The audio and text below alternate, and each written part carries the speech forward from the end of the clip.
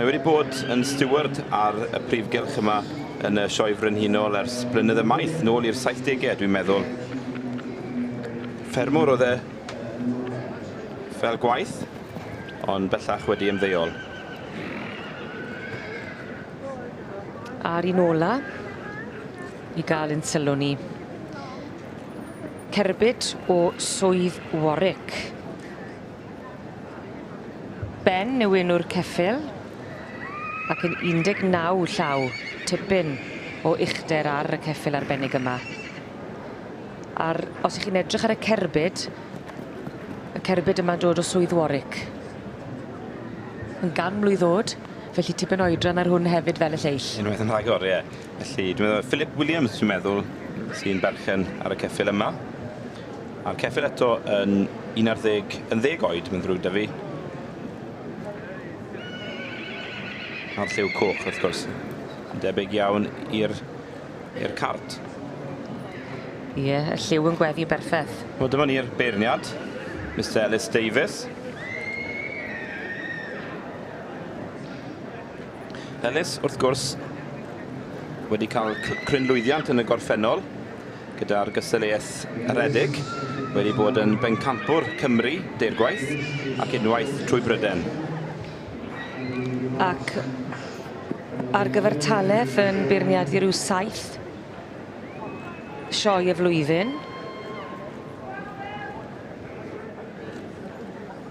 A fel petai'r cyffel yma wedi arafu'r diwrnod i lawr. Y cyffel yma'n addfwy'n iawn, wrth gwrs, ond yn wledd i'r llygad ar yr un pryd.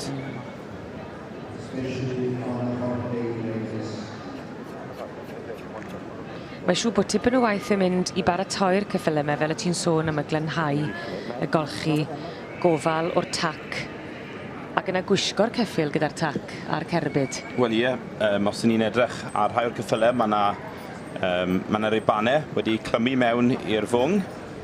Felly mae'n cymryd tipyn o amser i baratoi'r cyffylau yma, i blethu y riban i fewn i'r mwng, a clynhau'r tac wrth gwrs, a'r bras sy'n sicrhau fod yn sgleinio. Yn edrych ar ei orau, oherwydd bydd rhaid i'r beirniad Mr Ellis Davies cymryd hynny i fewn i ystyriaeth pan yn gwneud i feirniadaeth. Wy'n mynd cenfi gen i'r person sy'n goffo glanhau'r bras. Fyny chwaith. Fi'n paso nawr y cerbyd o dorset. Mwy o wallt i plethu fan hyn, a dyma ni y ddwy whar, wrth gwrs. Y ddwy geffyl yma, Bluebell a Annabel. Ie. Y cerbyd o swydd Amaethyddol wedi cael ei adeiladu nôl yn 1910. Ac un o'r rhai ola gas i adeiladu, felly mae siŵr o fod yn hynod o brin ac yn hynod o werthfawr o achos hynny. Yn eiddo i FB Davies wedi dechrau dangos nôl yn 1981.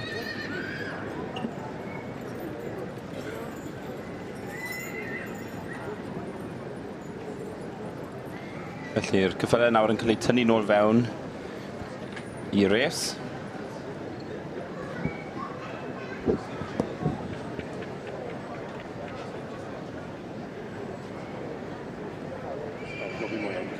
Ellis Davies, ie. Yn taflu golwg manwl iawn yn edrych i fewn i'r cerbydau. I weld yn mwynhau'r swydd. Dim bris ar Mr Ellis Davies. A mewn ffordd, mae'n siŵr bod ni'n diolch am hynny gan bod e'n rhoi mwy o gyfle i ni i weld. Achos mae'n dipyn i gymryd mewn yn dwi pan ych chi'n edrych ar y gystadleuaeth yma, o ran y ceffyl, o ran y cerbyd, o ran y tac. Mae mwy i'r llygad mewn ffordd yn dos.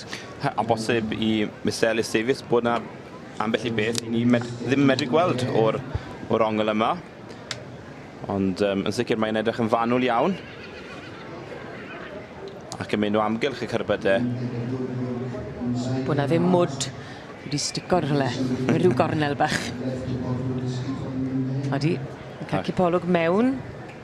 Sicrhau bod boltyn yn sownd. Sy'n byd. yn dianc oddi wrth llyged craff, Mr Ellis Davies. Y gŵr o'r gwyr.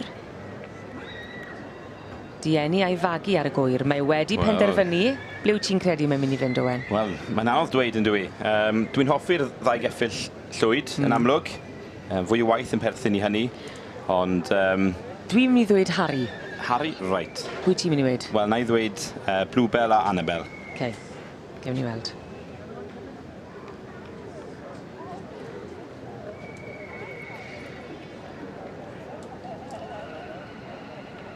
Unrhyw eiliad nawr.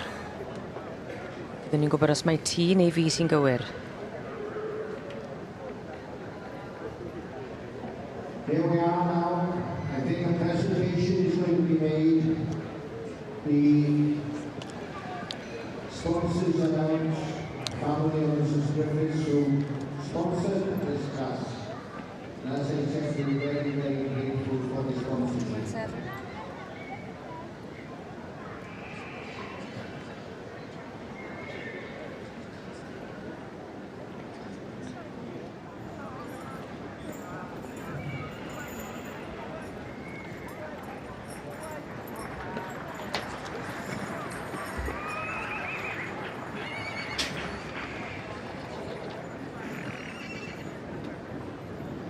Sorry, the winner is 2214, and that's Mrs. Anne Peddard, with Hartcliffe, Basis Chief, and all the way from Cheshire.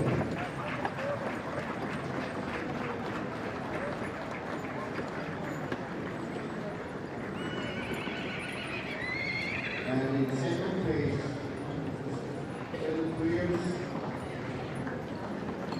the barlight is down, and the wheels, then Mr. Davies from Washington Street, fourth, I believe this was the new Murphy from Pembrokeshire. Many, many thanks to the judge once again. Give us a big hand, ladies and gentlemen, as they go out to the it's been a lot of work, a lot of time, a lot of preparation to make these vehicles up. Many, many thanks to all of our community, Mr. Ellis Davies, and their nephew. I can't help you.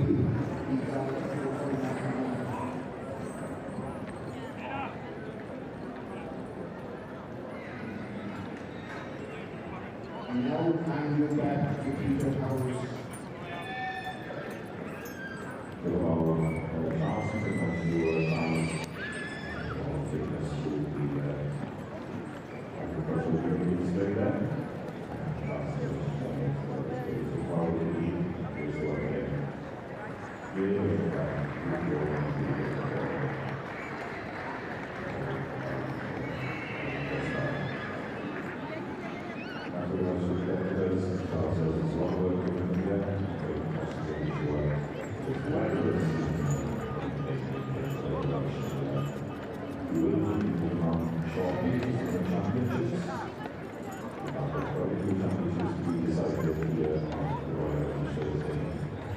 This is also Thomas Rugby.